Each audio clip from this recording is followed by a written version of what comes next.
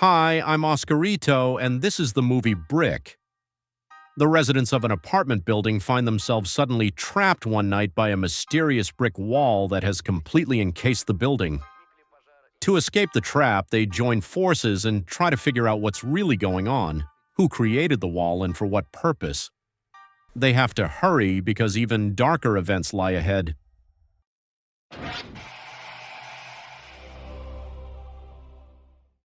The film opens with a video call between Tim, a game designer, and his colleagues discussing bugs in their new game. During the call, the connection drops, and Tim is reminded of the recent miscarriage his wife Olivia went through. He's interrupted by Olivia, who asks him to come outside. There's ongoing construction on the building. The entire place is wrapped in fabric to contain the dust and keep residents from sticking their heads out of the windows. The couple notices a helicopter flying overhead, heading toward a column of smoke. There's a fire somewhere in the city. Olivia brings pizza and leads Tim to the van she just picked up from the mechanic. She suggests they hit the road and start a new life, just like real hippies. She even quit her job for it. But Tim wants to finish the game first and asks her to wait a little longer. He's compiling shaders. That night, while they sleep, the building is engulfed by a strange, cloud-like formation. The tap water stops running and the fire alarms go silent. When they wake up, Tim sees that Olivia is dressed and packed. She's ready to leave without him and never come back. But her escape attempt comes to a literal halt. The exit is blocked by a brick wall. The mysterious bricks have sealed off all the doors. The windows are blocked too. It has to be some Microsoft conspiracy. The strange bricks respond to touch, though not immediately. The couple realizes they're trapped in their own apartment, as usual. Tim tries to break through while Olivia attempts to call their landlord, but there's no signal. The Wi-Fi is also dead. Tim notices his phone starts glitching when he gets close to the strange wall, which seems to be made of an unidentified material. They try to break it with a power drill but only end up heating the bit until it glows red. Other walls turn out to be reinforced with the same strange material that has completely sealed the apartment. The only success they have is managing to punch a hole into the neighboring unit. That's where Anna and Marvin live, a couple fond of banned substances. When the water cuts out, the couples check their supplies. Tim decides to treat this like a video game and tries every possible strategy to escape, like attaching a mop to a blanket and using the fridge. Olivia blames him for their predicament. If only he had agreed to leave when she wanted, none of this would have happened. Now they're bricked into a building wrapped in construction tarp. Who knows when the outside world will notice something's wrong. After a fight, they go to different rooms to cool off and think. Tim discovers a piece of metal embedded in the bricks. The wall seems to have magnetic properties. The strongest fields are inside the largest bricks. Tim suspects there's a pattern. Olivia, using good old trial and error, tries to decode it. When she attaches cutlery to the large bricks, the wall repels it with force. Tim gets injured by the flying metal and Olivia has to tend to his wounds, pulling out fragments twisted by the magnetic field. Soon they hear shouting and noise from the neighbors. They decide to widen the hole in the wall and pass through, arming themselves just in case. Inside is chaos, bloodstains, and Anna lying on the floor. They try to help her, but Marvin attacks.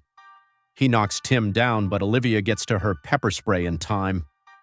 Then a baseball bat enters the scene when Anna jumps in to protect Marvin. Turns out the blood on the floor is his. He injured himself trying to break the wall. Anna accidentally hit him, thinking he was having another episode. To calm things down, they tie Marvin's hands, just until he sobers up. Meanwhile, Tim searches the apartment and finds a storage room filled with suitcases. As soon as he flips the light switch, the bricks outside the window start shifting in waves. Tim doesn't get to examine them because Olivia walks in. Together, they go through the supplies. Among the random luggage, they find a splitting maul. Tim tries using it on the wall, but it leaves no mark at all. Marvin wakes up and says that kind of strain could break the axe and apologizes for his earlier aggression. Olivia, an architect by profession, suggests a new plan: break the regular bricks under their feet. That way they can reach the lower floors and from there get to the basement where there's a bomb shelter. Maybe there's a tunnel connecting it to the subway. Maybe even the one from Metro 2033. They get to work. Tim breaks the parquet flooring and Olivia digs through the earth filler. After punching through, the group uses a makeshift rope to descend to the floor below to scout things out. There they meet Mr. Oswald, who greets them with a gun in hand. He orders them to leave, but his granddaughter Leah appears. She convinces her grandfather that staying isolated and rationing supplies isn't a solution. It's better to try escaping together through the underground tunnels. Once everyone descends, Marvin asks to have the tape around his hands cut. Tim agrees, but warns him if he flips out again, Oswald's got a gun, and this time it won't end with just a knockout. To speed up his recovery, they give Marvin the axe to keep him busy.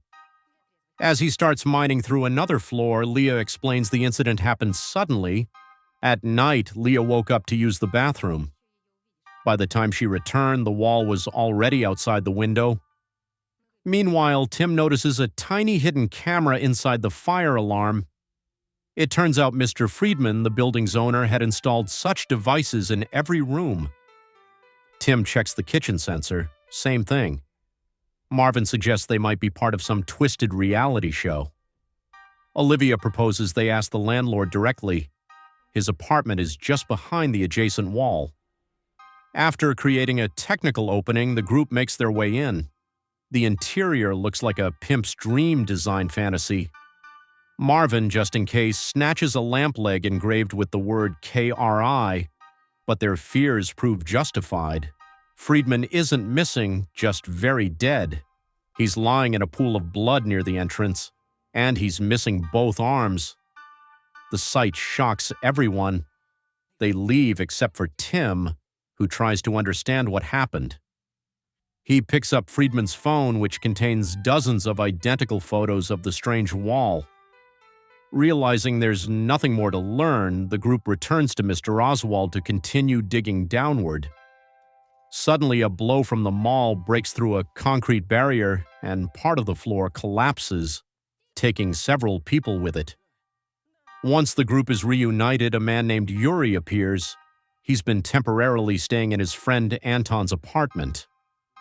Anton died from a heart attack just before the wall appeared, possibly due to a failed pacemaker. Yuri claims the brick structure is a protective barrier designed to deflect external threats. The question of whether it's safe outside causes heated debate, but the majority decides to continue searching for a way out. Leah stays behind in Anton's apartment to examine his notes. Yuri insists the records might hold clues to the nature of the wall. The rest of the group opens a new hole and descends into the basement. Olivia and Tim wander through corridors, breaking down doors in search of an exit to the subway. They eventually find it, and Olivia smashes through the rusty locks with the maul. Meanwhile, Yuri peers ominously through the basement opening and smirks when he hears the others scream. Just as he expected, they've found more brick. Marvin suffers a breakdown, violently attempting to smash through the wall. To calm him down and preserve the axe, Oswald is forced to point a gun at him. Marvin pretends to regain control, but suddenly snatches the gun and fires at the wall. The bullets freeze midair before they can make contact. Tim recalls the fork incident and shouts for everyone to hit the floor. One of the bullets rebounds, only Oswald doesn't manage to duck in time. He bleeds out in Leah's arms. The residents return to Yuri. Anna begins to question why these people ended up in the sealed building. She theorizes that everyone has some connection to near-death experiences. She survived clinical death. Leah lost her mother. Yuri is a former cop who killed someone on duty. Olivia confesses she and Tim lost a baby in a miscarriage. Tim doesn't want to talk about it and walks away. Olivia follows, and for the first time they have an honest conversation, figuring out how they grew apart. It ends in another argument, but also sparks action. Tim proposes returning to Mr. Friedman's apartment to look for clues. Leah and Olivia stay in Anton's apartment to study the notes. Among them, they find a business card. Anton worked in nanotechnology. As they dismantle broken devices, they uncover a code that might unlock the wall. Yuri warns them, it's dangerous. Behind the wall could be radiation, or worse, other people. Tim, Marvin, and Anna discover a control panel for a secret room. Using flour, they detect active buttons. Only 24 possible combinations. While Anna fetches the others, Tim inputs the code and unlocks the room. Inside isn't Harry Potter's cupboard. It's a video surveillance hub with cameras covering the entire building. Back in Anton's apartment, Leah suddenly removes the scarf from Anton's corpse and finds strangulation marks on his neck. He didn't die of a heart attack. Tim rewinds footage and sees the moment the wall appears. Apparently, Anton managed to open it. Noticing Yuri is missing, Marvin goes looking for him and finds him burning Anton's notes, the key to their escape. He also discovers Leah's lifeless body. The group watches footage of Yuri murdering Anton. Tim grabs the gun and rushes to save Marvin, who's being strangled by Yuri. The attacker knocks the weapon from Tim's hands and nearly kills him, but Marvin recovers in time and punches Yuri in the face. Olivia arrives and pleads with them not to finish Yuri off. He might know how to escape. Tim listens and just knocks Yuri out, then gives the gun to Marvin to guard the prisoner. Tim returns to Olivia, who's mourning Leah. He suggests the different-sized bricks might form a code, something like Morse. Upon seeing Anton's business card, Tim remembers he worked at the site of the fire from earlier. Maybe it's all connected. The group interrogates Yuri. At gunpoint, he confesses, the wall is a defense system activated in case of nuclear or chemical threats. Anton thought it was triggered by mistake due to the fire and tried to disable it. Yuri stopped him. Enraged, Marvin brutally beats Yuri until Anna calls everyone to the control room. She's found footage of Anton creating an app to unlock the wall using a QR code. Yuri destroyed the original device, but Tim can restore the data. After loading the app on a smartphone, they return to Anton's apartment to test the idea. They scan the door, revealing 4 buttons. Pressing them in sequence causes bursts of light that activate the bricks. The wall begins to ripple, but doesn't disappear. Anna touches the shifting mass, then slides her arm inside. They try to pull her out, but the structure solidifies. Only part of her remains, and that's putting it lightly. Marvin kneels over what's left of Anna and sees Yuri laughing. In a rage, he shoots Yuri dead. The last bullet he saves for himself, unable to go on without the woman he loved. Now alone, Tim and Olivia speak honestly for the first time in a long while. They find peace. Tim suggests trying another combination. That's when Olivia has a breakthrough. Each button matches a number of flashes. Anton did figure out the right sequence. It's on video.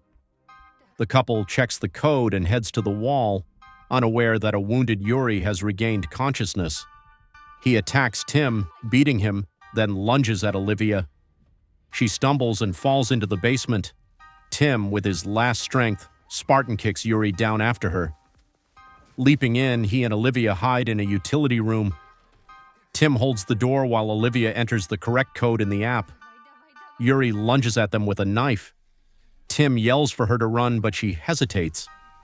Just as Yuri raises the blade to kill Tim, Olivia brings the axe down on his head. The couple escapes through the tunnel. They emerge into blinding light, surrounded by dozens of buildings wrapped in the same nanomaterial wall, lethal traps for unprepared residents. Instead of helping others, Tim and Olivia climb into their van and drive away, listening to the radio announce the activation of a secret defense system now covering the entire city. And that's where the movie ends.